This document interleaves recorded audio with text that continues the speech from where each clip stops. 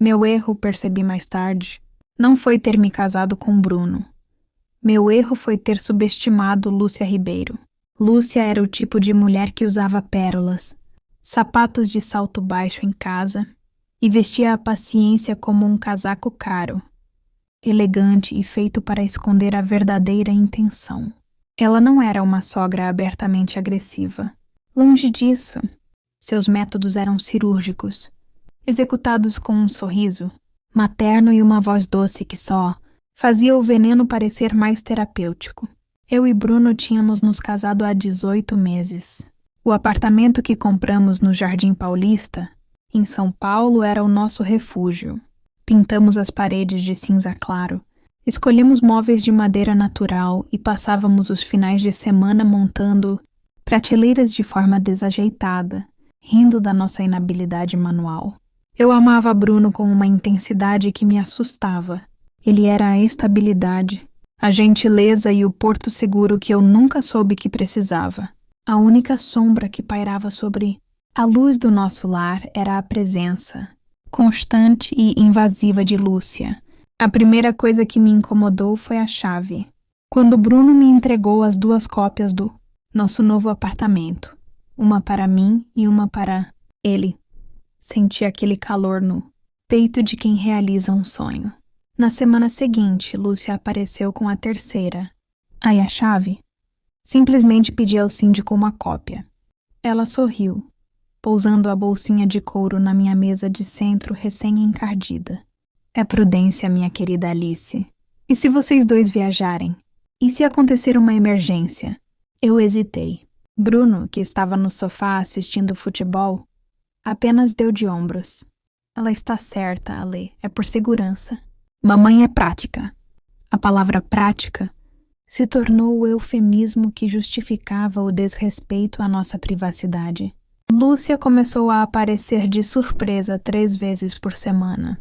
Não era uma visita para um café rápido. Ela chegava com um ar de inspetora, uma fita métrica embutida no olhar que percorria cada canto da nossa casa. Alice, querida, este tapete persa... Bruno já te falou que ele tem alergia? Você o comprou porque achou bonito, eu sei. Mas a saúde dele... Ela dizia isso enquanto passava a mão sobre o tecido, como se estivesse detectando ácaros a olho nu. No mês seguinte, o tapete persa foi substituído por um sintético bege, escolhido por Lúcia.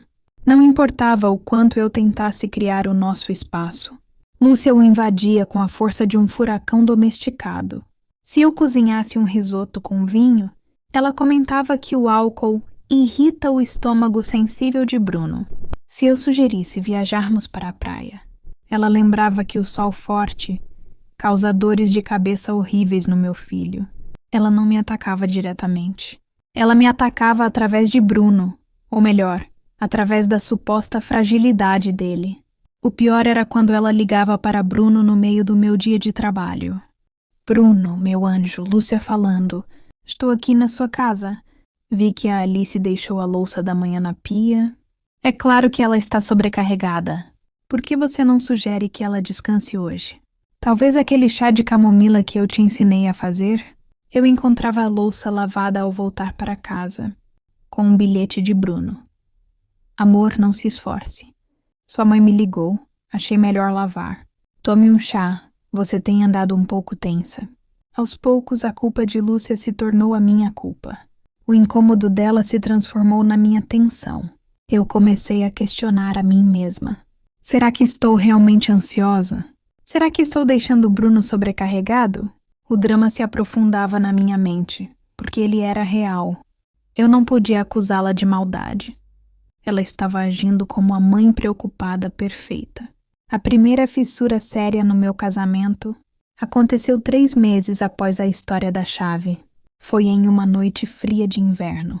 Eu estava terminando um relatório de última hora, sentada na bancada da cozinha. Lúcia estava de visita e, inesperadamente, começou a remexer meus armários de temperos. Alice, por Deus, você ainda tem este vidro de pimenta do reino aberta? Sabia que pimenta do reino velha é um veneno para o estômago, principalmente para quem já tem tendência à gastrite nervosa? Ela jogou o vidro no lixo com uma dramaticidade de cena de novela. Eu não aguentei. Fechei o notebook com força. Lúcia, por favor. É só pimenta. E essa é a minha cozinha. Ela me olhou e o sorriso sumiu, substituído por uma expressão de mártir ofendida.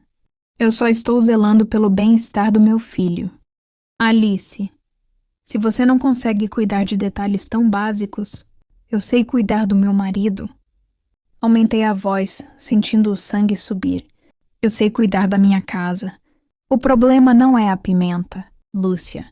O problema é que você não respeita a minha casa e nem o meu casamento. Lúcia começou a chorar. Não um choro feio e estrondoso, mas um soluço contido, limpo, que parecia perfeitamente ensaiado. Bruno correu para a cozinha, assustado. O que houve aqui? Meu Deus, mãe, o que aconteceu? Lúcia apontou para mim, a voz embargada de dignidade ferida. Seu filho, ela está agressiva, Bruno. Ela me ofendeu só porque tentei ajudá-los. Ela está muito alterada. Não a reconheço mais, filho. Você precisa ter cuidado.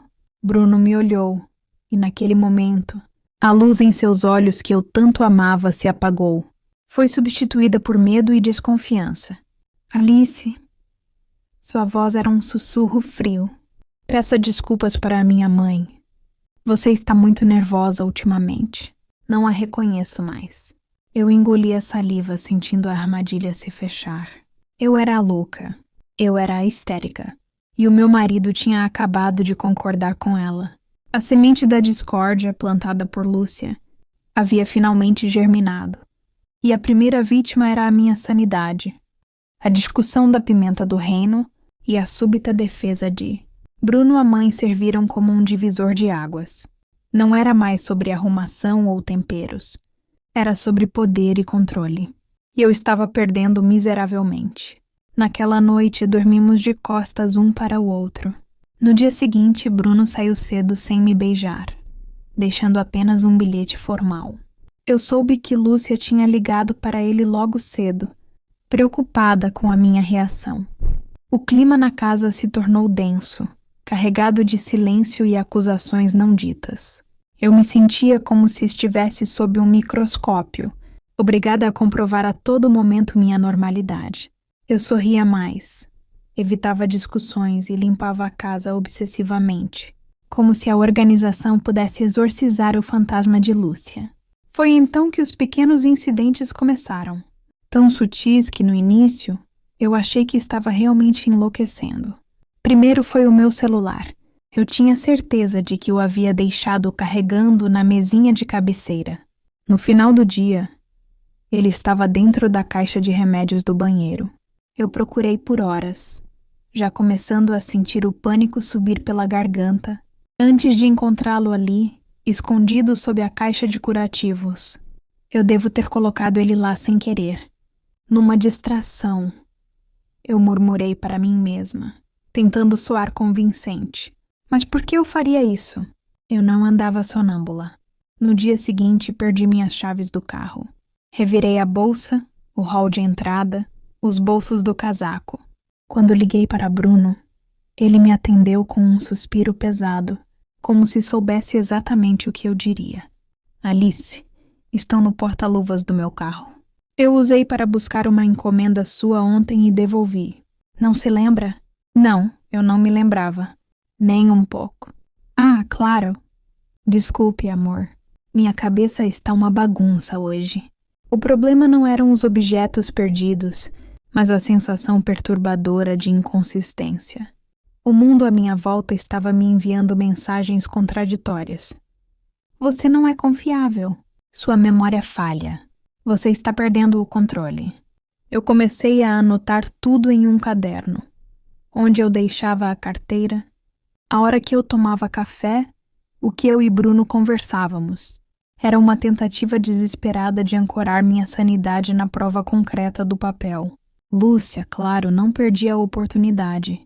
Ela sempre aparecia convenientemente após um desses surtos de memória meus.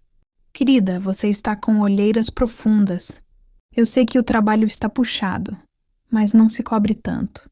Todo mundo sabe que o estresse pode levar a lapsos de memória sérios. Eu li sobre isso. Ela dizia isso com o tom de quem entrega um diagnóstico de câncer. Um sábado. A situação escalou para um nível que me deixou física e emocionalmente exausta. Estávamos almoçando na casa de Lúcia. Ela preparou um prato que Bruno amava. Lasanha com molho branco. Durante o almoço, ela começou a falar sobre o nosso investimento conjunto, aquele que eu e Bruno tínhamos feito em um fundo de ações. Ela dizia isso com o tom de quem entrega um diagnóstico de câncer. Um sábado. A situação escalou para um nível que me deixou física e emocionalmente exausta. Estávamos almoçando na casa de Lúcia. Ela preparou um prato que Bruno amava, lasanha com molho branco. Durante o almoço, ela começou a falar sobre o nosso investimento conjunto, aquele que eu e Bruno tínhamos feito em um fundo de ações. Fico tão preocupada com o Bruno. Ele é muito ingênuo para essas coisas de mercado. Financeiro. Eu tentei intervir, de forma leve. Lúcia, nós conversamos e estamos confortáveis com a volatilidade do fundo. Ela me ignorou completamente e dirigiu-se a Bruno. Filho, você sabe que Alice é uma pessoa muito impulsiva com dinheiro, não sabe? Ela gasta muito com decoração, com bobagens. E se ela tiver um desses acessos de ansiedade e resolver liquidar tudo, seria uma tragédia para as suas economias. Impulsiva? Eu era responsável por gerir o orçamento da nossa casa desde que nos casamos. Eu era a mais pé no chão. Isso não vai acontecer, Lúcia. Eu sou cuidadosa. Minha voz estava firme. Lúcia suspirou, pegando na mão de Bruno. Claro que você é, querida. Mas a Alice, ela precisa de ajuda para gerenciar essa instabilidade. Eu li que pessoas com esse tipo de descontrole emocional tendem a tomar decisões financeiras desastrosas. Por isso, a prudência de vocês terem tudo em conjunto. Bruno me olhava fixamente, pensativo. A dúvida estava escrita em cada linha de seu rosto. Ele não precisava me acusar. O olhar dele era suficiente. Naquele dia eu desabei no banho. Chorei por mais de 1 hora. Eu estava sendo sufocada pelo ar rarefeito da desconfiança. Eu era uma esposa devotada, uma profissional competente, mas Lúcia, com sua narrativa de mãe protetora, estava transformando minha imagem em algo frágil, instável e perigoso. Eu tinha que provar que estava certa. Eu tinha que provar que não estava louca. Mas o que eu não sabia era que essa minha necessidade de provar minha sanidade era exatamente a isca de Lúcia. Ao voltar para casa, eu estava decidida a confrontar Bruno e fazê-lo escolher entre mim e a mãe controladora. Mas Lúcia agiu primeiro. Naquela mesma noite, Bruno estava deitado na cama, folheando o tablet. Ele me olhou quando eu entrei no quarto, com uma seriedade que me apavorou. Alice, a minha mãe está muito preocupada com você. Eu senti a bile subir. Preocupada? Ou intrometida? Não a julgue. Ela só quer o nosso bem. Ele colocou o tablet na mesa de cabeceira e me chamou para sentar ao seu lado. Eu conversei com ela hoje e talvez ela tenha razão. Meu coração começou a martelar no peito. Razão em quê, Bruno? Em me chamar de impulsiva? Em me fazer sentir uma desequilibrada na minha própria casa? Ele segurou minhas mãos e a ternura era quase mais dolorosa que a acusação. Razão em que você não está bem, Alice. Você está nervosa. Seu humor tem mudado, você anda esquecendo as coisas. O estresse está te consumindo. Não é estresse, Bruno. É a sua mãe que está me estressando. Eu disse, quase gritando. Não grite, Alice, por favor. Isso só confirma o que estamos falando. Ele respirou fundo e o golpe veio. Frio, calculado e devastador. Minha mãe conversou com um amigo psiquiatra da família, o Dr. Ricardo. Ele é excelente e muito discreto. Eu marquei uma consulta para você, para a semana que vem. É só uma avaliação de rotina, para você relaxar. Eu me afastei dele como se tivesse levado um choque. Você marcou uma consulta com um psiquiatra? Para mim? Sem me consultar? É para o seu bem, Alice. É para o nosso bem. Você está muito ansiosa. E eu não aguento mais te ver assim. Naquele momento eu não vi mais o meu marido na minha frente. Eu vi um marionete. E Lúcia segurava as cordas. Ela tinha conseguido. Não apenas Bruno acreditava que eu estava louca, como estava me forçando a entrar no sistema para aprovar a tese dela. A armadilha estava montada. E agora eu tinha que escolher. Lutar contra a força invisível da psiquiatria, ou me deixar internar na loucura que ela havia criado para mim. A data marcada era uma quinta-feira fria. Eu acordei sentindo um nó de concreto no estômago. Eu estava sendo arrastada para uma consulta psiquiátrica não porque estivesse doente, mas para validar a mentira de Lúcia. Isso não era terapia. Era uma inquisição disfarçada. Bruno insistiu em me levar. Ele dirigia em silêncio, com a testa franzida em preocupação ostensiva. Você vai ver, Alice. O Dr. Ricardo é um amor. Ele vai te dar algo leve para você relaxar. E a gente volta a ser feliz. A palavra relaxar soava como uma ordem para calar a boca. O consultório do Dr. Ricardo ficava em um prédio elegante na Avenida Brasil. Não havia cartazes de autoajuda ou cores suaves. O ambiente era austero, com móveis escuros e cheiro de desinfetante caro. Dr. Ricardo era um homem na casa dos 50, com cabelos grisalhos e óculos de aro fino que lhe davam um ar de autoridade clínica inquestionável. Ele não sorriu ao me cumprimentar. Bruno me explicou a situação. Senhora Costa, por que não começamos por sua versão dos fatos? Ele não perguntou se eu estava bem, mas por que eu não estava. A premissa da doença já estava estabelecida. Eu respirei fundo e decidi ser totalmente honesta. Doutor, eu não estou aqui por vontade própria. Eu não sou ansiosa, nem depressiva. Meu problema é a invasão constante da minha sogra, Lúcia Ribeiro, no meu casamento. Ela tem um controle excessivo sobre meu marido, Bruno, e tem usado táticas de manipulação psicológica para minar minha autoridade e me isolar. Eu comecei a narrar os incidentes, a chave, os objetos que sumiam, a discussão da pimenta, a forma como Bruno sempre tomava o lado dela. Eu despejei a verdade com uma urgência desesperada.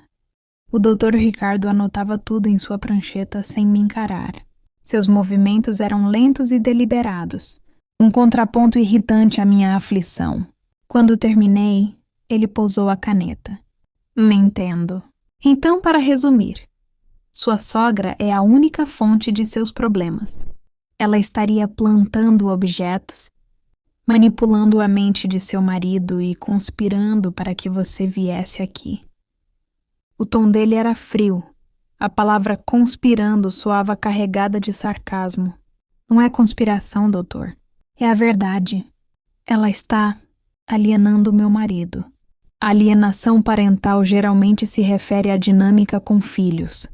Senhora Costa, em um casamento, descrever a interferência de uma terceira pessoa, ainda que desagradável, com termos tão carregados. Ele me olhou pela primeira vez. Por cima dos óculos. Sugere um certo grau de paranoia e reação exagerada ao estresse. Eu senti um arrepio. Ele estava usando exatamente as palavras que Lúcia queria ouvir. Não é reação exagerada. Minha voz subiu e eu imediatamente me arrependi. A frustração era exatamente o que ele estava esperando. Eu estou sendo vítima de abuso emocional. E o meu marido não consegue ver. A incapacidade de aceitar a crítica ou de ver a situação pelo ponto de vista do seu marido, que demonstra genuína preocupação, pode ser um sintoma. Alice, seu relato mostra irritabilidade, impulsividade no trato com a sogra e agora uma percepção distorcida da realidade, onde todos estariam agindo contra você. Era um nó cego. Quanto mais eu tentava provar minha sanidade, mais eu parecia histérica e paranoica. Minha raiva genuína era a prova da minha loucura. Eu não estou distorcendo nada. Se a senhora Lúcia está tão preocupada, por que ela não veio aqui comigo? Ele pegou um pequeno frasco sobre a mesa. Lúcia e Bruno vieram antes, é claro. Eu precisei ouvir a perspectiva deles, dado o seu histórico de, digamos, alterações de humor. Eles estão muito angustiados. Eu senti o mundo girar. Eles vieram antes. A sessão não era para me diagnosticar. Era para formalizar um diagnóstico que já havia sido decidido na sala de espera de Lúcia. A consulta terminou 10 minutos depois, abruptamente. Alice, eu não vejo um quadro de depressão pura, mas vejo um quadro claro de transtorno de ansiedade, generalizada com componentes de labirintite emocional, agravado por forte estresse. Você precisa urgentemente de estabilidade química. Ele escreveu uma receita. Este é um ansiolítico de ação rápida, e quero que você volte na semana que vem.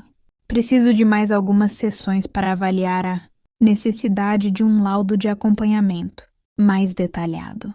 Eu peguei a receita com a mão trêmula. Um laudo para quê, doutor? Para garantir sua estabilidade. Seus entes queridos estão preocupados com suas finanças, com seu bem-estar geral. É apenas um documento de acompanhamento. Saí do consultório em estado de choque. No hall de entrada, Bruno estava me esperando, parecendo aliviado. E então, viu como foi fácil? O que o Dr. Ricardo disse? Eu me forcei a sorrir, escondendo a receita no bolso. Ele disse que eu estou sob estresse. Prescreveu algo. Ele quer me ver na semana que vem. Que bom, amor, viu só? A mamãe estava certa. Lúcia me ligou no momento em que entramos no carro. Sua voz era doce, a quintessência da preocupação. Querida Alice, Bruno me disse que a consulta correu bem. Você está com a receita em mãos? É importantíssimo que você tome o remédio. É o primeiro passo para a sua recuperação. Naquele momento eu soube. O Dr. Ricardo era uma peça no xadrez de Lúcia. O remédio não era para me curar, era para me silenciar, para me deixar mais lenta, mais confusa.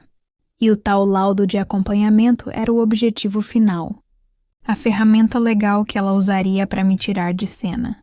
Eu voltei para casa decidida a não tocar na medicação. Eu precisava da minha mente intacta para lutar. O que eu não sabia é que Lúcia já havia plantado a próxima mina terrestre e eu estava prestes a pisar nela. Eu voltei para casa com a receita no bolso e a cabeça fervilhando. Meu instinto me gritava que o laudo do Dr. Ricardo não era um documento inofensivo de acompanhamento.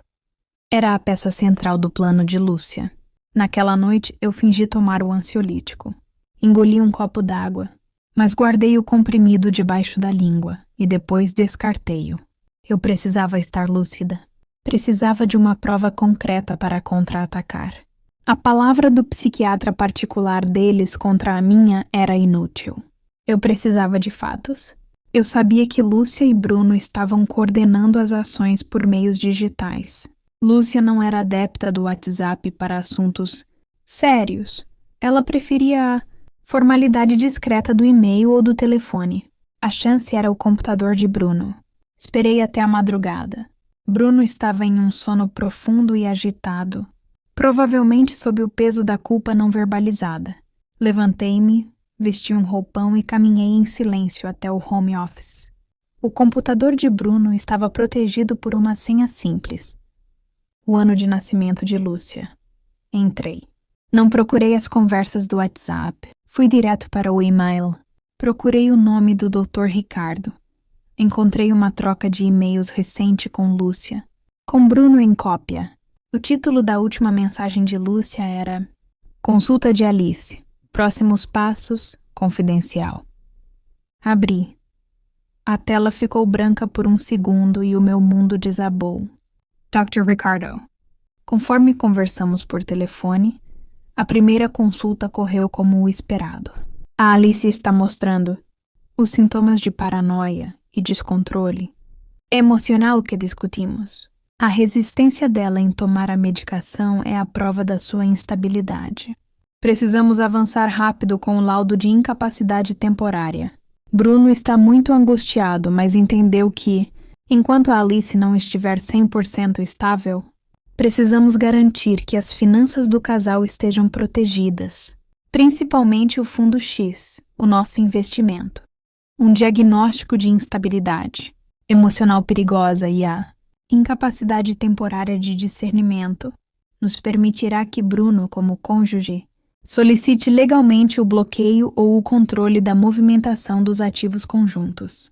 O fundo X tem altos e baixos e, se ela tiver uma crise de ansiedade e liquidar o investimento, será uma perda irreparável para o futuro do meu filho. O senhor pode me confirmar o prazo para o laudo de incapacidade? Agradeço imensamente sua discrição e ajuda. Atenciosamente, Lúcia Ribeiro. Eu reli o parágrafo sobre o laudo de incapacidade 3 vezes. As palavras pareciam saltar da tela, frias e cruéis. Revelação 1. A intenção não era me curar, era me desqualificar. Lúcia estava orquestrando um golpe legal, usando a psiquiatria como arma, para tirar meu poder de decisão sobre o nosso próprio dinheiro. Ela não estava me chamando de louca por preocupação. Estava me chamando de louca por lucro. A tentativa de internação era o passo final para garantir que eu ficasse afastada, enquanto Bruno, agindo como meu tutor temporário, com o laudo do Dr. Ricardo em mãos, tivesse acesso total aos nossos bens. Eu senti um frio terrível percorrer minha espinha. Não era paranoia. Era uma conspiração, exatamente como eu havia tentado explicar ao médico. Eu sabia o que tinha que fazer. Peguei meu celular e tirei fotos da tela, capturando o e-mail inteiro de Lúcia para o Dr. Ricardo. Meu coração batia forte. Eu tinha a prova. Não de que eu estava sã, mas de que eles eram os criminosos. Apaguei o rastro do e-mail no computador de Bruno e saí do home office como uma ladra, mas pela primeira vez em meses. Me senti forte. Eles pensavam que eu estava distraída e sedada, mas eu estava alerta e armada. No dia seguinte, Lúcia apareceu na nossa casa. Ela estava com o semblante de quem havia vencido uma batalha. Ela me viu no sofá, lendo um livro. Alice, querida, está mais calma? O remédio já está fazendo efeito, não é? Bruno me disse que você pegou a receita. Eu olhei para ela, mantendo a expressão neutra. Sim, Lúcia, o ansiolítico é forte. Eu estou um pouco lenta. Ela sorriu vitoriosa. É a melhor coisa, querida. Deixar a cabeça descansar um pouco. Ela se inclinou para perto, com um sussurro de cumplicidade que me enojou. Aliás, Bruno e eu estamos vendo uns papéis sobre o fundo X. Nada de importante. Só para dar uma organizada. Você não precisa se estressar com isso, não. Essa era a deixa. O movimento final. O laudo estava a caminho. Eu a observei calmamente.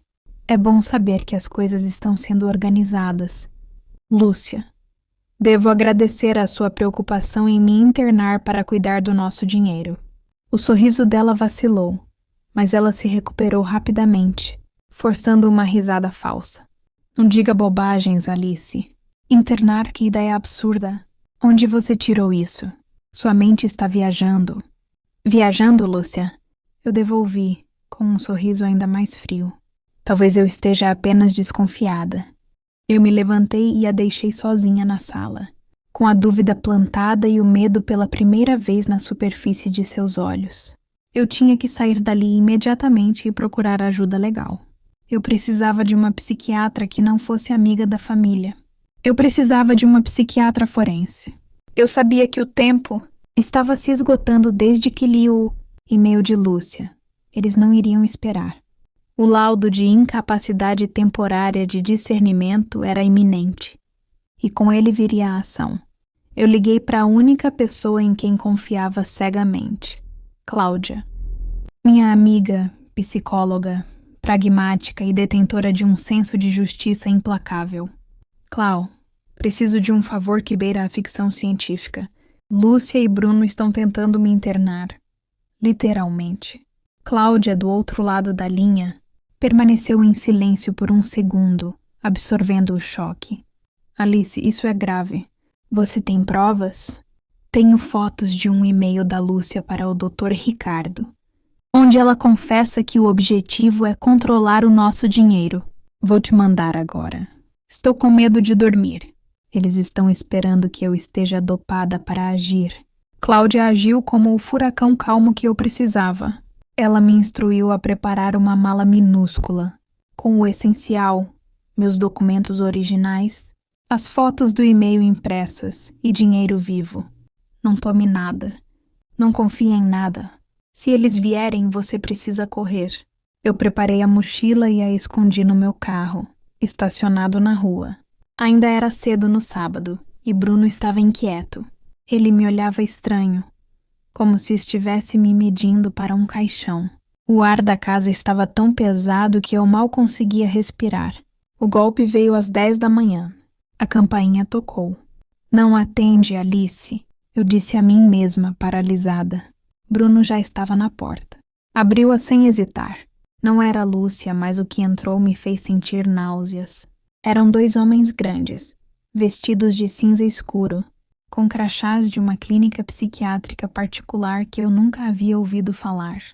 E atrás deles estava ela, Lúcia. Ela não sorria, mas seus olhos brilhavam com a satisfação do predador que encurrala a presa. O que é isso, Bruno? Eu perguntei, a voz embargada pelo pavor real. Bruno me olhou com a expressão mais fria que já vi. Alice, é para o seu bem. Sua mãe e o Dr. Ricardo assinaram os papéis. Um dos homens de cinza, o mais alto, aproximou-se, segurando um documento dobrado. Sra. Alice Costa, temos uma ordem de internação, involuntária assinada pelo seu marido e pelo Dr. Ricardo, em virtude de risco iminente para si e para terceiros. Por favor, coopere. Não dificulte. Lúcia deu um passo à frente, com a voz baixa e venenosa. É para você descansar, Alice. É a única forma de garantir a sua segurança e a do Bruno. O cinismo me deu a força que eu precisava. Segurança? Você quer dizer, a única forma de você botar as mãos no nosso dinheiro. Eu gritei, apontando para o meu marido. Você é a doente, Lúcia. E você, Bruno, está se deixando manipular para cometer uma ilegalidade. Meu grito foi interpretado como o descontrole emocional que eles precisavam. O homem alto avançou. Senhora, precisamos que venha conosco agora. Eu sabia que se eu entrasse naquele carro estaria perdida. Eles me sedariam, me isolariam, e o laudo de incapacidade seria finalizado sem contestação. Eu tive uma reação instintiva. Gritei de novo, empurrando o braço do homem que tentou me segurar. Corri para a cozinha. Peguei a primeira faca que vi na gaveta e apontei para mim mesma. Não encostem em mim. Se vocês me internarem, eu juro que me machuco lá dentro. E vai ser tarde demais para culpar a minha ansiedade. Não era um surto suicida. Era um ato desesperado de defesa. Era a única forma de fazê-los parar por um segundo. A imagem era terrível. A faca tremendo em minhas mãos. Eu ofegante. Eles paralisados pelo risco legal. Solte a faca, Alice! Bruno gritou assustado com a escalada. Lúcia, no entanto, manteve a calma, mas sua voz era tensa. Não a agrida, rapazes. Apenas contenham-na. Na confusão e na hesitação dos enfermeiros com a faca, eu vi minha chance. Eu joguei a faca no chão da cozinha com força, fazendo um estrondo de metal. Quando eles se viraram para o barulho, eu corri na direção oposta, para o hall de entrada. Abri a porta da frente. Desci as escadas correndo, desesperada, sem olhar para trás. Eu ouvi os passos pesados e os gritos de Bruno. Peguem ela! Ela fugiu. Corri pela rua, o pijama ainda no corpo, descalça, até o meu carro. Por sorte, minha mochila estava lá. Entrei, tranquei as portas, dei partida e dirigi em zigue-zague pelas ruas, sem plano, apenas com o instinto de sobrevivência. Eu estava livre, mas era uma fugitiva. Cheguei à casa de Cláudia quase em colapso. Ela abriu a porta, me puxou para dentro e me abraçou. Eu tremia incontrolavelmente, incapaz de formular uma frase coerente. Calma, Alice. Você está segura. A casa está fechada, ninguém vai te pegar aqui. Eu consegui entregar-lhe a mochila e as fotos do e-mail de Lúcia. O laudo... Clau. Eles queriam o laudo para me silenciar e pegar o dinheiro. Cláudia leu a transcrição da conversa de Lúcia com o Dr. Ricardo, e sua face ficou lívida. Isso não é apenas manipulação, Alice, isso é fraude. É cárcere privado tentado, é grave. Se o Dr. Ricardo assinou essa ordem sabendo da motivação financeira, ele está comprometido. Naquele dia, Cláudia me vestiu, me alimentou e me deu um analgésico para a dor de cabeça excruciante. Mais importante, ela me devolveu a sanidade. Você não é louca, Alice. Você é uma ameaça para o controle que Lúcia exerce sobre o filho dela. E eles te subestimaram. Cláudia, com seus contatos na área da saúde e jurídica, sabia exatamente o que fazer. Ela me apresentou a duas pessoas essenciais. One Dr. Helena, uma psiquiatra forense altamente conceituada em São Paulo. Alguém que não se prestaria a joguinhos. 2. Dr. Fernando, um advogado criminalista, especialista em crimes de família e fraude. No dia seguinte, sentei-me no consultório da doutora Helena. Contei toda a minha história, sem omitir a faca ou a fuga. A doutora Helena, uma mulher de meia idade, com um olhar penetrante, ouviu atentamente, estudando as fotos do e-mail. Alice, o que você descreve é um quadro de abuso narcisista severo exercido por sua sogra. É uma forma de violência psicológica que visa a destruição da identidade e a desqualificação social da vítima. E o seu marido, por dependência emocional, tornou-se um agente desse abuso. Ela examinou minhas reações, meu histórico, meu comportamento. Ela me fez testes neurológicos e psicológicos completos. O seu desespero no confronto é uma reação normal a uma ameaça existencial. Você não tem labirintite emocional, Alice. Você tem um instinto de sobrevivência apurado. Ação. A doutora Helena concordou em elaborar um laudo psiquiátrico forense completo para o tribunal, atestando minha plena sanidade e descrevendo o comportamento de Lúcia como um padrão de abuso manipulatório. Com o laudo da doutora Helena e o advogado Dr. Fernando, eu estava pronta para virar o jogo. Mas antes precisávamos de mais munição. Eu precisava saber o quão fundo esse poço ia. O Dr. Fernando, analisando a urgência de Lúcia em controlar o dinheiro, sugeriu investigar o passado dela. Pessoas com esse padrão de controle e manipulação geralmente deixam um rastro. Alice. E se a interferência dela no seu casamento é para garantir as finanças de Bruno? Ela pode ter feito o mesmo no passado. O que descobrimos em seguida não foi apenas uma revelação. Foi uma bomba que explodiria a fundação da vida de Bruno. Refugiada na casa de Cláudia, com o laudo de sanidade da doutora Helena e a inteligência do Dr. Fernando, eu comecei a montar o quebra-cabeça do passado de Lúcia. O Dr. Fernando, meu advogado, era um mestre em cruzar dados públicos, com a urgência de um caso de potencial, fraude e cárcere privado, a tentativa de internação forçada. Ele concentrou a busca no ponto mais vulnerável de Lúcia, a origem da sua riqueza e seu casamento com o pai de Bruno, Arthur Costa. O padrão de Lúcia é de controle absoluto. Ela não só quer o seu dinheiro, Alice. Ela quer a garantia de que o dinheiro de Bruno nunca saia do seu domínio. O elo mais fraco é o passado do casamento dela, explicou o Dr. Fernando. A primeira coisa que ele encontrou foi o histórico da empresa de Arthur Costa, o pai de Bruno. 1995. Arthur Costa funda a Costa Engenharia, uma empresa de sucesso moderado. 1997. Arthur se casa com Lúcia. 2005. Lúcia e Arthur fazem uma reestruturação societária, tornando a empresa uma sociedade limitada, com Bruno, ainda menor de idade, como sócio minoritário, 10%, e Arthur com 90% das cotas. 2007, Arthur Costa morre. O Dr. Fernando então levantou os autos do inventário. O que encontrou foi chocante. Alice, o inventário é estranho. Arthur Costa morreu de complicações cardíacas súbitas. em 2007. No mês anterior à morte, ele mudou o regime de bens do casamento de comunhão parcial para separação. Total de bens com cláusula de reversão da herança em caso de morte súbita. Eu mal conseguia processar a informação. O que isso significa, Dr. Fernando? Significa que Arthur tentou proteger o patrimônio para o filho. Bruno e, em tese, limitar a participação de Lúcia na herança. Mas tem mais. O documento de mudança do regime de bens desapareceu dos autos oficiais do inventário. A revelação-chave.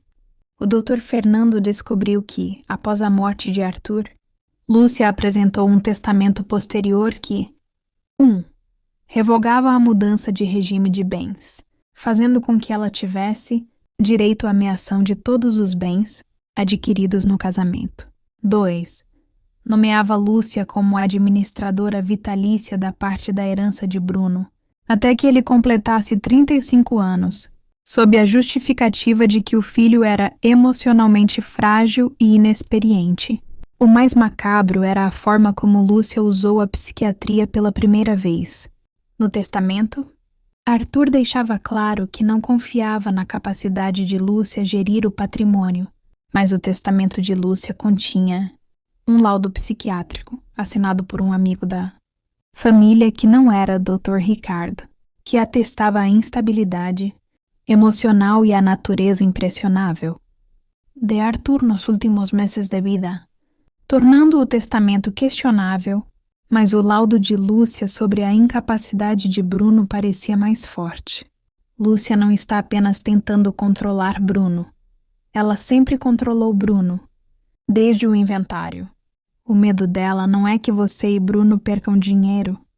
O medo dela é que você, Alice, desperte em Bruno a coragem de gerir a própria vida e o próprio dinheiro, invalidando o testamento que a mantém no poder, concluiu o Dr. Fernando.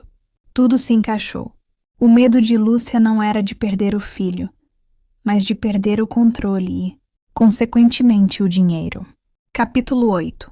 A contratação, a psiquiatra forense. Eu tinha a motivação de Lúcia, a prova da tentativa de fraude, o e-mail sobre o fundo X e o histórico de manipulação psiquiátrica no passado. Eu precisava de uma avaliação final e decisiva para o tribunal. A doutora Helena, a psiquiatra forense, terminou sua avaliação e emitiu o laudo. A avaliação de sanidade de Alice Costa. Alice apresenta plena capacidade de discernimento, cognição e estabilidade emocional. A ansiedade e desconfiança são reações emocionais adequadas, não patológicas. Há um ambiente de coação e ameaça de fraude, a tentativa de internação forçada. 2. Análise do comportamento de Lúcia Ribeiro. O comportamento de Lúcia Ribeiro e Dr. Ricardo, ao emitir a ordem de internação, baseada em interesses financeiros, configura abuso psicológico com objetivo patrimonial e síndrome da alienação parental em cônjuges. Uma interferência na vida do casal visando o afastamento emocional e financeiro. 3. Conclusão. Forense. Recomenda-se a abertura de um processo de divórcio, litigioso com base em risco à integridade física e psicológica, dada a tentativa de internação e fraude patrimonial. Além disso, recomenda-se que Bruno Costa seja submetido a uma avaliação psicológica psiquiátrica para determinar se a dependência emocional em relação à mãe se configura como um dano psicológico sofrido ao longo dos anos, com o laudo da doutora Helena e o dossiê montado pelo Dr. Fernando, incluindo as evidências do e-mail de Lúcia e as inconsistências do inventário de Arthur Costa. O Dr. Fernando deu o seu parecer final. Alice, você está pronta. Eles pensaram que iriam te calar com um comprimido e um laudo falso. Em vez disso, você reuniu provas para não só se divorciar, mas para abrir um inquérito por fraude e, possivelmente, questionar a administração de todo o patrimônio de Bruno. A próxima e última etapa seria o confronto. Eu precisava ligar para Bruno, não como a esposa que chora, mas como a mulher que o amava e que agora tinha nas mãos a chave de sua própria libertação. Eu estava exausta, mas a adrenalina me impedia de desmoronar. Eu havia escapado do cárcere e desvendado uma trama que durava anos. Era hora de trazer Bruno para a luz, ou perdê-lo para sempre na escuridão de sua mãe. O Dr. Fernando me aconselhou a não contatar Bruno diretamente, mas eu tinha uma última cartada emocional. Eu liguei para ele usando um número não rastreável, um celular emprestado por Cláudia. Alô, Bruno? Minha voz estava calma, quase monótona. Ele atendeu no primeiro toque, parecendo desesperado. Alice, onde você está? A polícia foi acionada, você sumiu. Por que você fugiu da ajuda? Eu fugi da fraude, Bruno, e do crime. Do que você está falando? Volte para casa, Alice. O Dr. Ricardo disse que sua instabilidade é perigosa. Não sou eu a perigosa. Eu inspirei fundo. Bruno, eu sei de tudo. Eu li o e-mail da sua mãe para o Dr. Ricardo. Sei que o objetivo era me dar um laudo de incapacidade para que você assumisse o controle total do nosso dinheiro. O silêncio do outro lado da linha foi a minha primeira vitória. Isso é mentira, Alice. Você está delirando. A voz dele estava tensa, mas ele hesitou. Não estou. E tenho provas. Mas não é só sobre o nosso dinheiro, Bruno. É sobre o seu dinheiro. É sobre o seu pai. Eu tinha que jogar a bomba. Ele merecia a verdade, mesmo que ela o destruísse. Eu e o Dr. Fernando investigamos o inventário do seu pai. Eu sei que sua mãe manipulou os documentos e te manteve refém do controle dela, usando sua suposta fragilidade emocional desde a morte dele. O som do respirar de Bruno se tornou audível. Ele não podia mais me chamar de louca. O pânico estava na voz dele. Onde você está? Eu preciso te ver. Não, você não pode me ver sozinho. Quero um encontro na presença do meu advogado. E sua mãe deve estar presente. Eu tenho um laudo psiquiátrico forense atestando minha sanidade e acusando Lúcia de manipulação.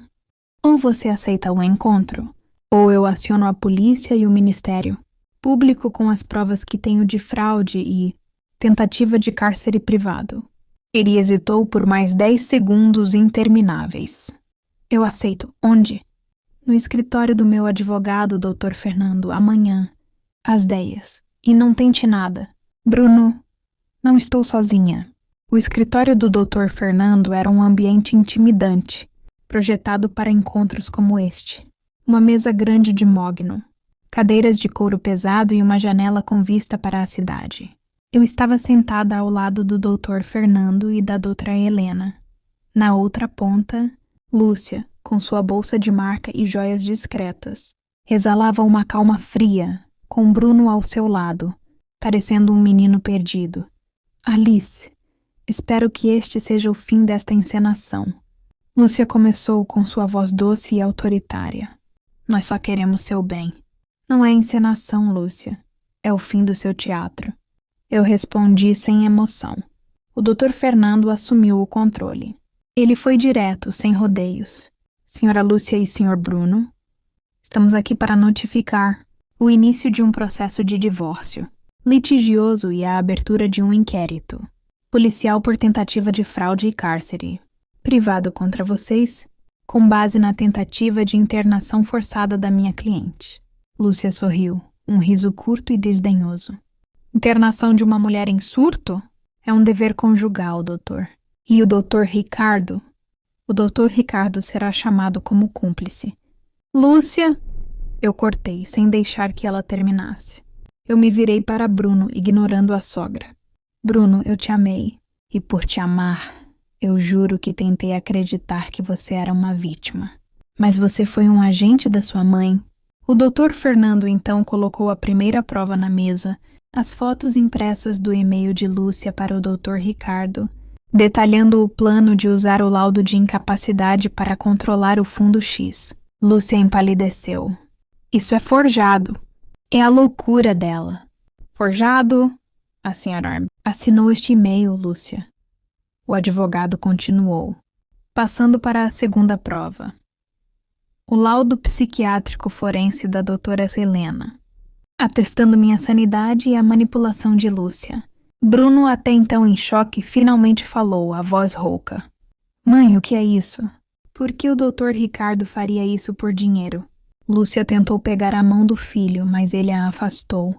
Eu só estava te protegendo de uma mulher que estava te enlouquecendo, filho. Foi a minha deixa. Eu deslizei a terceira e última pasta para o centro da mesa. Você não estava protegendo ele, Lúcia. Você estava protegendo o seu controle. O meu advogado descobriu que você fez a mesma coisa com o seu primeiro marido, o pai de Bruno. Lúcia perdeu a cor e ficou cinzenta. Nós descobrimos que você manipulou o inventário do seu marido, Arthur Costa, e se tornou a administradora vitalícia do patrimônio do Bruno, alegando a fragilidade dele. Você fez isso 20 anos atrás e está fazendo de novo comigo. Bruno abriu a pasta e viu os documentos. Ele viu as datas, a mudança de testamento. Ele viu que por anos a mãe o manteve financeiramente e emocionalmente dependente sob a mentira de que ele era frágil. Ele não gritou, não chorou. Ele desabou em um silêncio total, a ficha caindo. Ele olhou para Lúcia e nos seus olhos viu uma dor mais profunda do que a perda de um casamento. Era a dor da descoberta de que sua vida inteira tinha sido uma mentira. Ah, pai! Bruno sussurrou, a voz quebrada.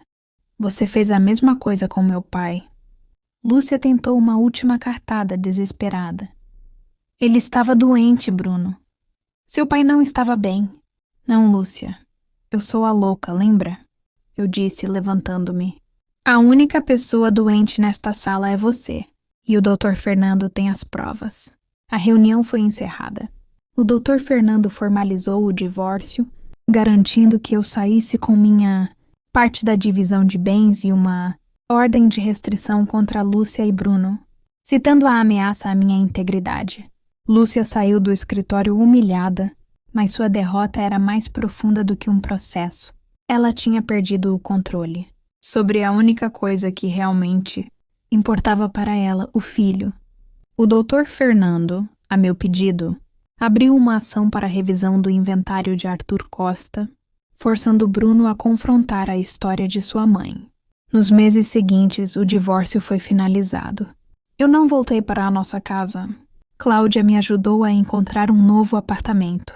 Eu estava livre, mas carregava as cicatrizes da batalha. Bruno. Meu último encontro com ele foi 3 meses depois, em um café. Ele estava magro, abatido, com o olhar perdido. Ele havia cortado relações com a mãe e estava em terapia intensiva, tentando desvendar quem ele era sem as cordas de Lúcia. Ele me olhou e lágrimas escorreram pelo seu rosto. Alice, eu sinto muito. Eu te usei, eu te traí. Você não era a louca. Eu era o cego. Eu o encarei, sem ressentimento, mas sem amor. Sim, Bruno, você era o cego. E a louca era ela. Ele tentou me alcançar, mas eu me afastei. Eu entendo que você queira o divórcio. Eu assinei os papéis. Eu vou lutar para que a verdade sobre o meu pai venha à tona. Eu tenho que fazer isso. Por mim. Eu sorri, um sorriso cansado, mas vitorioso. Cuide-se, Bruno. Saí do café e nunca mais olhei para trás. A história de Alice. Costa não terminou em um manicômio, mas em um recomeço. Lúcia me deu a chave para a loucura, mas eu a usei para abrir a porta da minha liberdade. Eu não perdi apenas um marido. Eu perdi o medo e descobri a força bruta e silenciosa da minha própria sanidade. Se você gostou dessa história, deixe seu like. E não se esqueça de se inscrever no canal e acompanhar nossas histórias. Até o próximo vídeo.